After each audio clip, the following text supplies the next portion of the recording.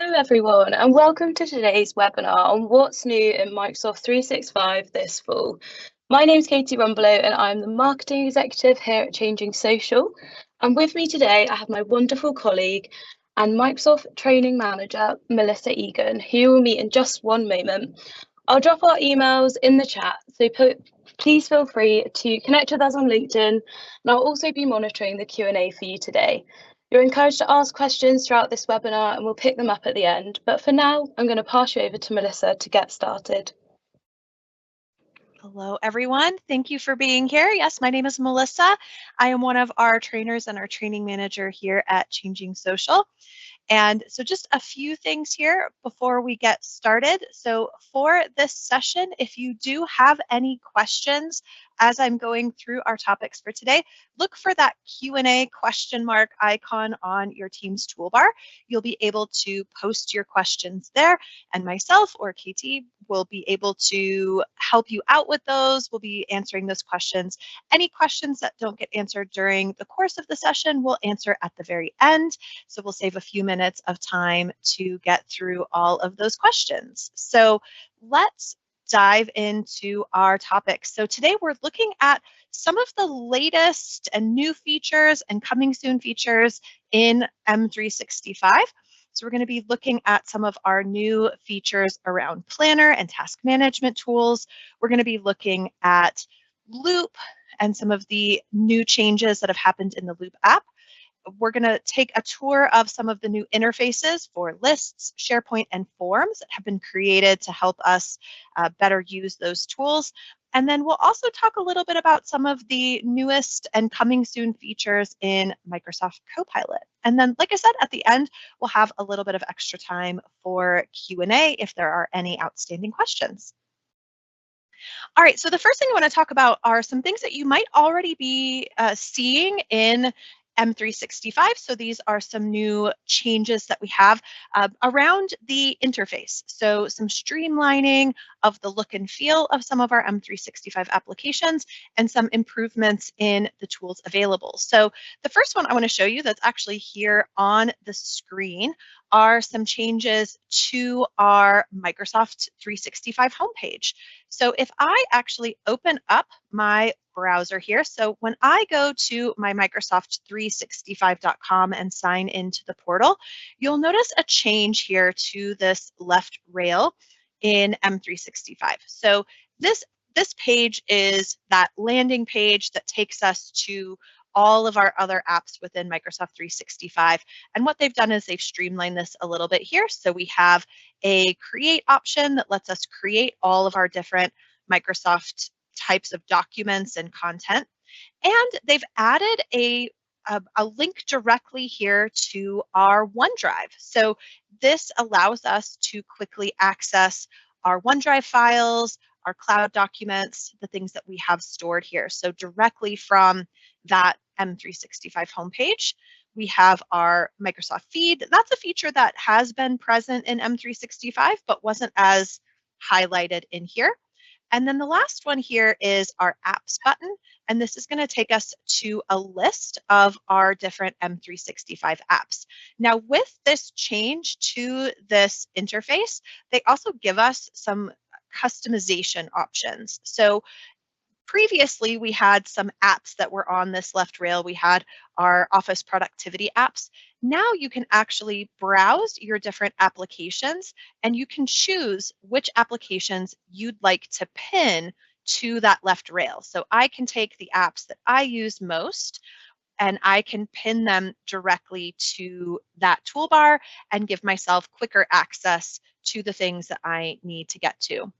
You'll also see that the app launcher has changed a bit here as well. So instead of it being more of a drop down, it's got a little bit more functionality. So I can jump directly into creating documents. I can also search for applications directly from here as well. So if you are looking for an app that you don't see here in the list, I can search for it. And I also have one more chance to get to that full apps list here as well. So just a little bit more user-friendly interface here for us with our M365 homepage. So then going into some of the specific applications, we also are seeing some streamlined interfaces happening within the different apps. So one of them that you might see coming soon, or you may already see this being rolled out in your organization, is a streamlined interface for Microsoft Forms. And this also includes the addition of some form templates available to us. So we have some new and improved ways that we can create those forms. So if I jump over to my forms application, and you might see here it's prompting me, showing me the new interface. So the first thing that I see here in this new interface are, like I said, these templates. And there's actually an entire template gallery with a bunch of different templates. And so the nice thing here is that once you choose one of these templates, it's still fully customizable. So you can use this as a starting point. You can use this to get ideas and still be able to take it, customize it, use it the way that you need to. If you're not interested in the templates, there's also a hide option here, and I can see my forms and all of my options here a little bit clearer. We also have an import option. This is a way that we can import in a document and have it converted into a form. So let's say you have a list of questions already written out in, say, a Word document, and you'd like to turn it into a fillable form. This will give you a way to do that. And then once I'm in my forms, I also have some new changes here in the interface. One is I still actually have access to those templates. So if I'd like to pull in one of those templates, I have a second chance here to do that with this templates panel on the side. And then I'll also see that the interface here has changed a bit as well. So I can jump into creating my questions with a refreshed version of this interface. All right, so as we are working on this, we'll see that there are some other slight changes just in terms of where features are on the page and different options, but all of the previous functionality of forms is still there, just in this new interface here. You'll also probably see that there has been a change to the responses. So we do have, let me actually go to a form here that has some responses so I can show this, that previously the form responses, if you wanted them in Excel, there were different options depending on how you created that form. We're also going to see a change here where it is more geared towards putting those responses into a cloud-based Excel file that synchronizes versus it being a downloaded Excel file that you have to download each time you want to view those results. So that's been a change that's been kind of slowly coming in over the past few months here. So you should see that more widely available to have the form responses be inside of that cloud-based Excel. So we'll see all of that. Like I said, we'll still see all of our options. We also will see some different options for the styles and layouts and the way that we can customize the look of the forms as well. So you'll see some new backgrounds, some new layouts, also an option to add background music to your form as well. So we'll see some different options in here, kind of going with this more updated color palette as well in terms of those built-in options. So more flexibility here with customizing the look and feel of those forms. And this also leads into the next thing that I want to show you is actually an integration of Microsoft Forms with Microsoft Lists. So the List app has also gotten some slight interface updates, but one of the biggest and most prominent things that has changed is now the ability to connect a Microsoft form and a Microsoft list so that we can use the functionality of Microsoft Forms to customize that data entry piece that's happening inside of lists. So let's take a look at that. So if I open up the Microsoft List application, now I went ahead and I already opened up a list, but let me go back one step here. So when I come into the list app, I can create my lists. I'll also be able to see all of my existing lists. So if I choose one of my existing lists, in the past, in order to enter data into this list, we had just the add new item form, and this was not very customizable. We could change the order of the columns and kind of the headings in here, but that was sort of the extent of what we could do. And this also lived inside of that lists app. We didn't really have the ability to then share that form outside. But now with the forms integration, I can come in here and I can either connect an existing form. So if I already had a form that tied to this data, I could select that form, or I can choose a new form. And you can see that it's going to allow me to decide what columns from my list I'd like to include in this form.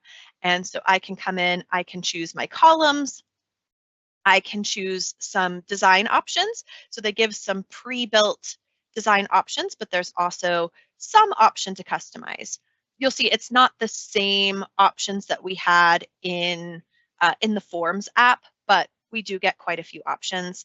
And we also get some options here for some basic settings. So then in this case, I can build out that form, and then I have an option to share that form link. So I can copy that form link and I can share that form link. And this is going to be based a little bit on the permissions of that list. In this case, so this is defaulting to the permissions that that list already had in terms of who can access that. But now I have a link and I could send this link. People will click that link, the form will pop up, and then the data that they fill into that form will go ahead and go back into that list. So previously, if we wanted to do this, it was a series of Power Automate steps to automate that form data in here. So this allows a direct integration between lists and Microsoft Forms. So some enhancements there in that interface. And then one last one that we're going to look at in terms of updates to the interface is SharePoint. So in SharePoint, we see a few things in here. So we'll see a few things happening inside of SharePoint. So we see some enhanced options for page editing, so enhanced options for sections, web parts. We're also seeing a rollout of co-authoring on SharePoint pages. So previously in SharePoint, only one person could be editing a SharePoint page at a time. So if you were trying to update this, you had, and someone else was already in there editing, you had to wait until they signed out before you can do that. And so, so this has given us some options there. And then there's also going to be a new like creation start experience. So for those people who do have the ability to create SharePoint sites, we'll see a new option here. This has not rolled out to everyone yet, but you'll see a new interface here, actually kind of similar to the layout of Forms, right, where we see some templates, we see some options to connect to our existing content, or we can start from a blank site or page. But let me show you some of those changes in SharePoint to the interface here. So if I pop over to SharePoint, oh, and it might have logged me out here. We'll see if it's going to let me do this.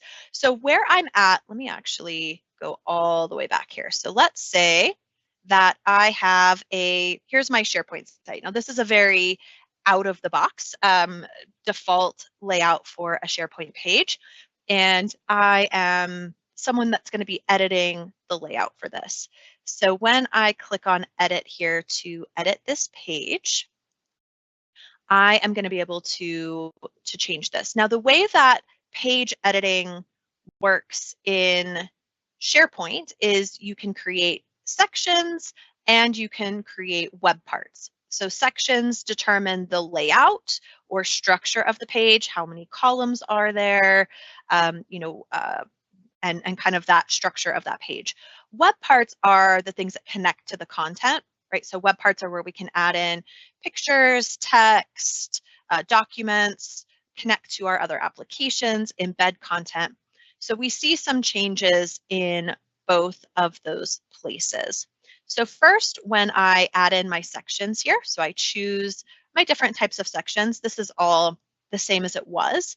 But when I go in to edit the properties of that section, I'll see some new options here, including some different background options. So I get some more modern, updated color schemes. We can kind of see a pattern here if you compare some of these color schemes to what we saw in lists and in forms, that we're going with kind of this Microsoft color palette here. And so we now have some enhanced options for those formats. And you can see I also have an option to customize this as well. So you're not limited to just the options that are available. I do have the ability to go in and bring in some additional backgrounds. So we see some different options there. And then we also see some options for those web parts. So if I add in here, let me add it on this side. So when I add in a web part, so I'm going to choose an image web part because this one also has some additional choices in here. So the first thing that's changed is actually how the interface lays out the options for this. So when I insert in my image, and I'll use my profile picture here, but when I insert in a web part, I have a toolbar here with some options, but I also have a side panel now. So what they've done here is they've actually added some icons here and actually made this a toolbar on the side. And so at any point, I can open up my toolbox or my properties, and it will give me the options related to that particular web part. So that's a little bit of a change, just a new way to access those options. But then within those, so the toolbox here is going to give me all of my different web parts and options. And then the properties is giving me the specific properties related to the current web part. So I have some options there. Now let me show you some enhancements that have been made here as well. I specifically chose a picture web part because this one has is kind of the best example of new features and new choices that we have for that kind of editing, design, layout, those sorts of things. So for example here, I have options now to crop this image into a shape. So I can actually morph this into not a triangle. That one looks a little awkward, but I can give this a shape, right, to give it kind of a style and a look. I also have some new options in here in terms of overlay and sizing and different options here. So for example, I can now add a little text overlay on top of this image. So for example, if I wanted to make this a little like banner over that, right, I have that text overlay. So we will see some new added features in here in terms of the web parts. So for any of you that currently use SharePoint, that manage pages, definitely check out the settings, look at those toolbars, because you might see some new features and some new options in there for that. And then now if I wanted to go back and add a different web part, I could go back to that toolbox. And from the toolbox, I could add my different web parts, I could insert images, I could even look at some section templates in here. So giving me quick access to some of those features in here. We also have another new button here. So this is design ideas. So this is something that we have, something that we've seen in PowerPoint, where we might actually be able to get some suggestions or ideas for our content. Now, in my case, I don't have enough. Let me see if I can pick a section that it might give me something here for. But if you do have content in here, it might potentially give you some suggestions on how you might arrange or lay out that content. So they're going to work on that. Oh, I see a question in the Q&A that I'm going to drop in here. So it does ask, someone is asking about accessibility points to consider for things like contrast readability. Yeah, so definitely those are things that you would want to consider in here. There aren't really, in terms of like built-in tools for this, there are some things that we can look at in those settings. So for example, you will see things like the accessibility options and alt text, but definitely something that we should individually consider. Don't just assume that everything SharePoint suggests to you is accessible. We still have to kind of manually pay attention to that alt text. But that is something that's nice with this properties panel being over here on the side, where I do see some of those accessibility options if they exist in here. But yeah, don't assume that those backgrounds and the overlays and the options in there are automatically accessible. We still have to be responsible for those things. All right, and then the other one that I wanted to talk about, I don't have a way to live demo this, but I do want to talk about the co-authoring on SharePoint pages. So I mentioned that this is something that's happening. So like I said, currently what happens when you edit. So for example, when I came in and I clicked on the edit and I'm now in that edit mode, I am the only person, even if I save this, right? If I am in this edit mode, I am the only person that can edit this until I complete my changes, and I can make those changes, then I can exit out, and then someone else could come in and make the changes. And part of that was because there is that chance of conflicts, right? I've changed something, you've also changed something, those conflicts overlap in here. And so the way that they are addressing this with the co-authoring in the pages is there's going to be some notifications to you. So it will notify you when others are editing so that you know if you're in there at the same time as someone else. So it'll give you a warning message. And then you still have that choice of whether you want to proceed or whether you want to wait till that person has published their changes. So it will still take a little bit of kind of personal accountability to make sure that if someone else is in there editing, that we communicate with that person and make sure that we're not making changes. But if anyone has ever had that situation where someone doesn't realize they still have that page open for editing and you're trying to make a simple change, this at least lets you bypass that option.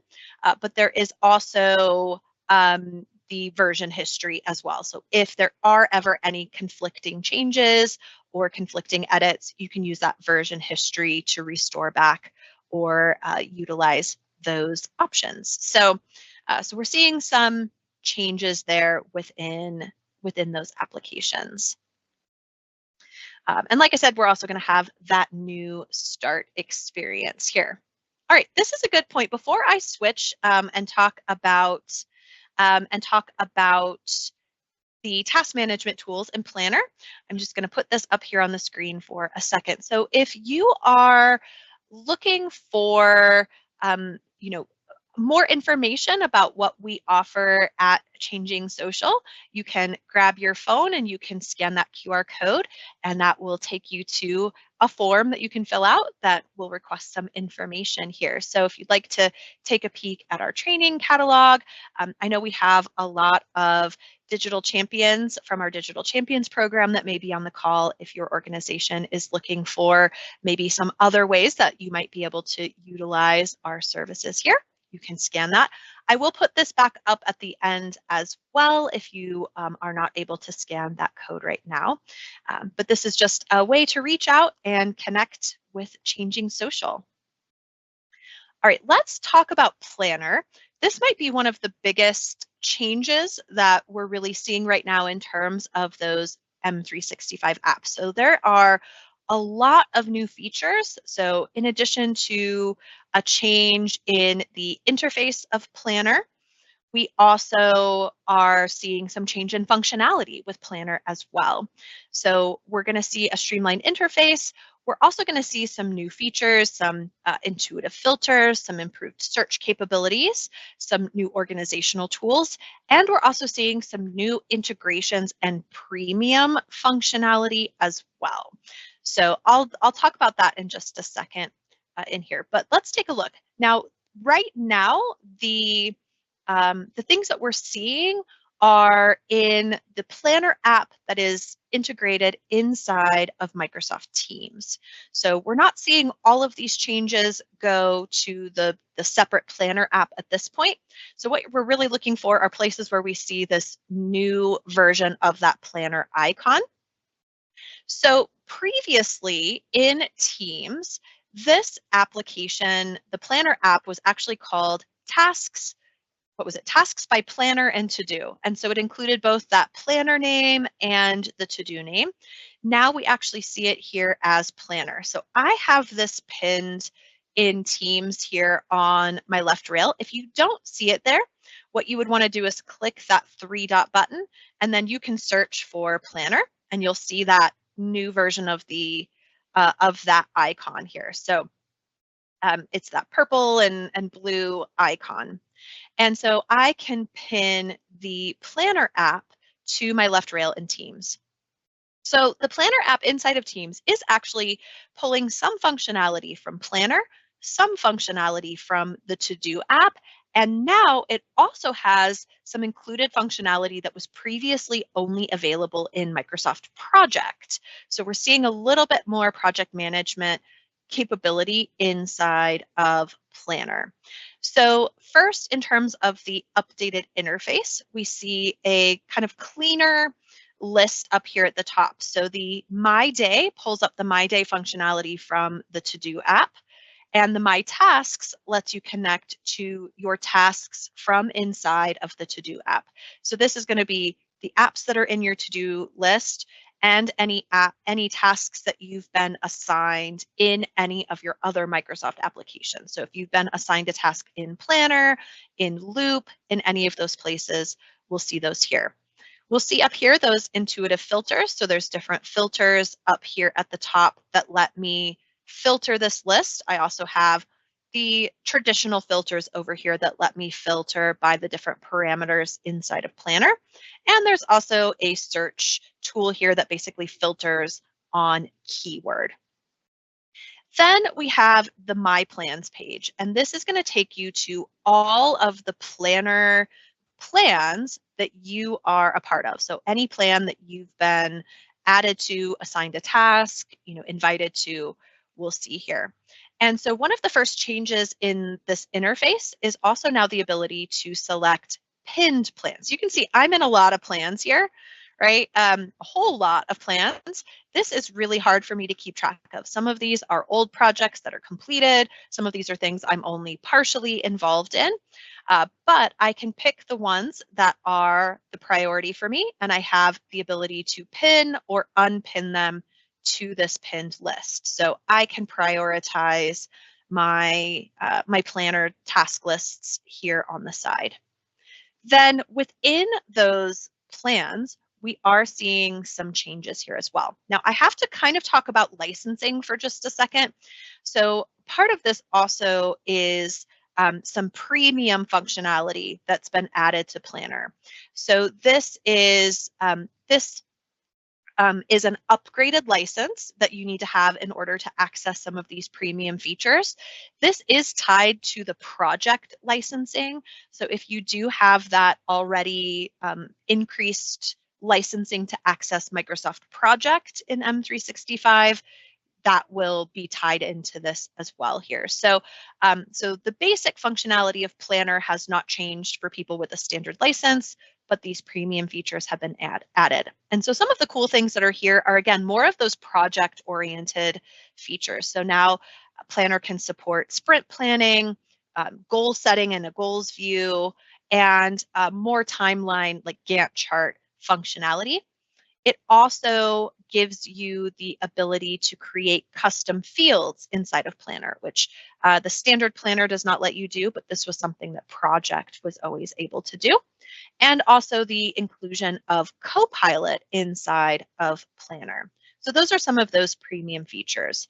Now, what's interesting here with those features is when you create a new plan, if you have that increased licensing, you have a choice of whether you're going to use the basic licensing or create a basic plan, or if you're going to create a plan using those premium licensing. If you do not have that premium licensing, you'll just see that basic option. So that's kind of a quick way too to tell if you have that increased licensing. And so then I can see that. I also see some new templates. So for example, the sprint planning is an example of one of those new templates. So an expansion on those templates. And then based on which option I choose, I'll be able to see the options available. So let me show you some of those premium features. So if I open up a plan that was created using that premium functionality here, I'll see that up here across the top, I get some new options. So previously in Planner, you would just have in basic plans, you would just have your grid view, your planner board view, your timeline view, and your, actually not the timeline view, it would have kind of a similar view, but we would have that charts view. So this gives me percentage complete. So the premium features that I get that Gantt chart view. And so I can actually see that timeline here, that kind of roadmap of tasks. I have a built-in people view that lets me see tasks by person assigned. And we have those goal setting options. So I can add different goals. Let me see here. I think I actually have one where I put some goals in so you can see this. So if I look at this, I can actually put in a goal, and then what I'm able to do is put in the associated tasks that help me work towards that goal into that goal. So I can see not only how the tasks are doing just generally in terms of time frame, resource management, but I can also see what tasks are working towards certain goals here. And so then as I move these here, I'll be able to kind of see the path for this goal setting. And then I also have an assignments view.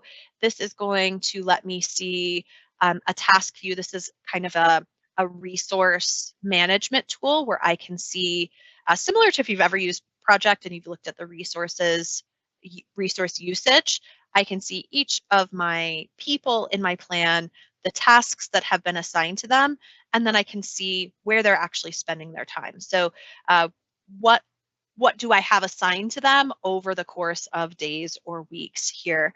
And I can see this in different layouts. So for example, I can look at a weekly view and see how many hours per week of task work I have assigned to them. And then finally here, in terms of those premium features, I also see Copilot. So I have the ability to use Copilot inside of Planner.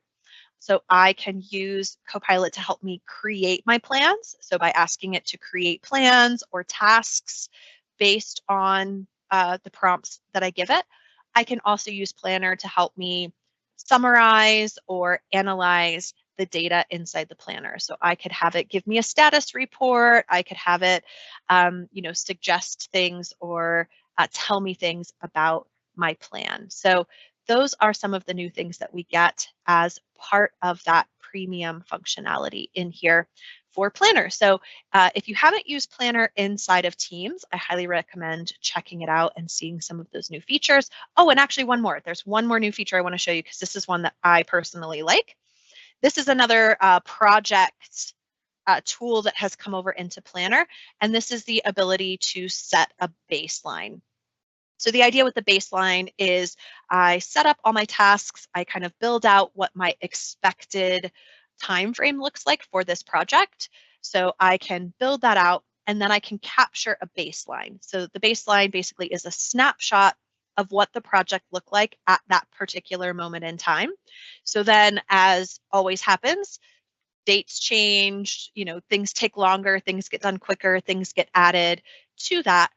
By having that baseline set, I can now analyze the predicted versus the actual. So what did I think my plan was going to look like versus how did it actually turn out? So I can look at things like, are we on track? Are we behind schedule? Are we ahead of schedule? Where are we compared to what that original baseline was? So I can come in. So I actually played around with this a little bit where I set a baseline and then I went in and changed some task durations. So it's warning me here that my baseline, based on my baseline, I'm behind schedule of where I had planned to be at this point in the project. So we're seeing some of that, and I anticipate that we're going to see more inclusion of project tools inside of Planner going forward with kind of the path that Planner has been taking. All right, one more here before I talk about Copilot and some of the things coming soon. So one more app that I want to point out here is Microsoft Loop. This is actually probably the app that's gone through the most changes other than Copilot over the last year. We started this year with Loop components being just a small thing that you could add inside of a chat message. Now we've expanded out to Loop pages and a fully functioning Loop app. So a few things that are new here. We have subpages. So you have the ability to create a hierarchy or an outline structure to your Loop pages. We have options to create conditional notifications. So we can use rules to have it notify us of changes that happen in the data in Loop. The option to print or export your Loop pages. So if you want to take a Loop page and turn it into a document, link previews, and the addition of documents. So I'm going to try to show you all of these really quickly, but I'm very aware of how quickly the time is going. So just to show a few of these here. So I've gone into the Loop app, which I can now get to from my app launcher. I should be able to see my Loop icon here to get to that full Loop app. And so in Loop, I have my different Loop workspaces. When I go into the Loop workspace, so first I see a slight change to the interface here. And from my Create New option up here, here's where I have the option to add in documents into my Loop. Now I just want to point out here, notice it says file will be saved to OneDrive and added to this workspace. So when you are adding a file, it is not embedding it or putting it inside of Loop. It's actually putting it into your OneDrive and then sharing it with the people that have access to that Loop workspace. This is really important in terms of long-term planning for those documents to make sure that if you win the lottery and quit your job and your OneDrive gets shut down, that people don't lose access to critical documents. So make sure that this isn't being used as like a permanent or long-term storage of documents, but very helpful for brainstorming, planning, things like that. But I can add in files. And then, as I was saying, I have the ability to create subpages. So I can build a Loop workspace page that is embedded underneath those pages. And I have some different options in here. So I see different tools that I have. So I can share this, I can rename it, style it, recap it. I have all kinds of features here, but it creates that hierarchy. And then I was mentioning that we can also export or print. So this is hidden up here in the top right-hand corner. I have this 3-dot button, and this gives me an option to select a specific Loop page. And I have the ability to save this as a PDF, print this. And when you print, you can also choose other, it doesn't necessarily have to be printed on paper. You could also print it to a PDF app or something like that as well. So we're seeing some things in here. Link previews was something on the list. That just means that when you paste a link in, instead of it just being a text hyperlink, it'll actually give you that kind of visual of whatever it is, a link to a document or a page, something like that. So we are seeing more functionality come into Loop. Okay, I am quickly running out of time. I'm just going to highlight a few things here with Copilot, and then I'm going to address some of these questions here in this. So Microsoft has just recently announced Copilot Wave 2, and so just some really cool things coming to Copilot. So we're seeing things in all of the different applications. So we're going to see some changes in Excel with the inclusion of Python. So you can use Python programming language to analyze Excel data. PowerPoint is going to have some increased functionality around branded templates, company approved images, and also a narrative builder that is a drafting tool that helps you to design a PowerPoint presentation before you build it. So you can work with Copilot to do that. Some changes in Copilot in Teams. So Copilot in Teams, we are looking at some basically Copilot in Teams meetings, in the past, it just looked at the transcript of the meeting. Now it can also take into account the chat conversations that are happening in that meeting as well to add any additional context to those Copilot recaps. Copilot in Word now has easier tools for referencing business data like emails or meetings to bring that into your Word documents. And Copilot in Outlook is going to have some increased functionality for helping you to prioritize your inbox based on email, job descriptions, the context of your role in the organization, things like that. So lots of really exciting things coming to Copilot. And like I said, I am quickly running out of time. So I do see a few questions in the chat. So I want to try to get to some of those. I am going to put this back up on the screen here just as another reminder of how you can reach out to us here. So let me just scan through a few of the questions here. So once the form is shared, going back to forms in lists. So with that form and lists, the data will be stored in the list. So when people fill out that form, the data will go into the list. Once you've created that form, though, you will also be able to go into Forms to see that form in the Forms app as well. So if you wanted to do more formatting or you wanted to see it from there, it will be there. And that actually is true of also like polls in Teams meetings. You create the poll in Teams, but then the poll also displays in the Forms app. But the data will go into the list. Can I resend a form to just the people who have not completed it? There's not an automatic way to do that, unfortunately. You would have to manually resubmit those people into that. But that would be a really cool feature if they could have that in there. Can I move a form response Excel file without breaking the links? Yes, yes, you can move that file because, yeah, as long as you move it by like actually using like the move or copy feature and not like downloading it and re-uploading it somewhere else, because it will maintain that link in there. And if it by some chance does break it, it is actually possible to reconnect the form to it.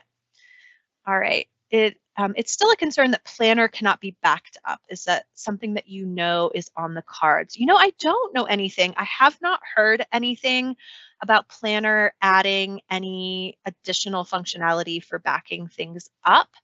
I mean, if that's a real concern, it is possible to export Planner data into like Excel files. But yeah, I haven't heard anything on that one. Does the Planner Gantt chart actions give reminders to the individual for tracking the dates? So Planner does have basic notifications. So Planner will notify you when a task has been assigned to you, when the due date of a task is coming up, and if you have late tasks. And that's true of all Planner plans unless someone has gone into like the plan settings and turned those off. So by default, any task that you get assigned, you should get emails for upcoming tasks, late tasks, and when you've been assigned a task. When will the new features be rolled out? That is a tricky question. There are two factors in timing of updates. One of them is, when is Microsoft rolling them out? And then the second is, when does your organization roll them out? So organizations can set different options in terms of, do you get things immediately or do you get them after a period of time? So it depends a little bit on your company. All of the options that I showed you, with the exception of the Wave to Copilot, are out at least in a preview format. So it just depends on if you're on public preview or if you get those rollouts immediately. So it depends a little bit on your organization, but these are all things other than the Copilot that have already started rolling out. So it's just a matter of seeing when you get there. Is that Python instead of VBA or as well as? It's as well as, and the Python piece would just be with Copilot. So it would be able to use Python in Copilot to analyze Excel data. At least that's how I understand it. So yeah, VBA, as far as I know, is not going anywhere in Excel. This is just adding another way to interact with Copilot with Excel. can people update a form that they have submitted previously to update the list? That will depend on your settings. So that is something you can, it'll be based on, in the case of lists, it'll be partially based on do they have access to edit in lists, but that is a setting you can set on a form, is can people edit their form response, or is it a one-shot deal? So it depends a little bit on your settings for forms. All right, I know that was a rapid fire of all of those questions. I can stick around for a minute if there are any additional questions, but hopefully here you have some new things to think about, and you have our contact information here to reach out to us at Changing Social. So thank you all for listening to me talk for 45 minutes here. How to switch items. Switching items between workspaces. I don't know that there's, I mean, you can copy and paste items in there, but I don't think there's an automatic way to like move things in loop for that. All right, any other questions?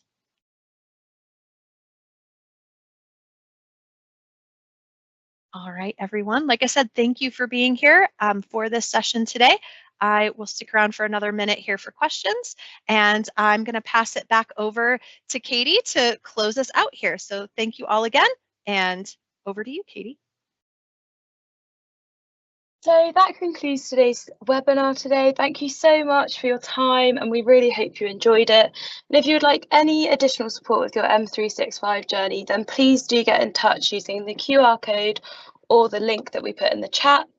And on that note, from myself and Melissa, have a wonderful rest of your day, and thanks again for your time, and take care.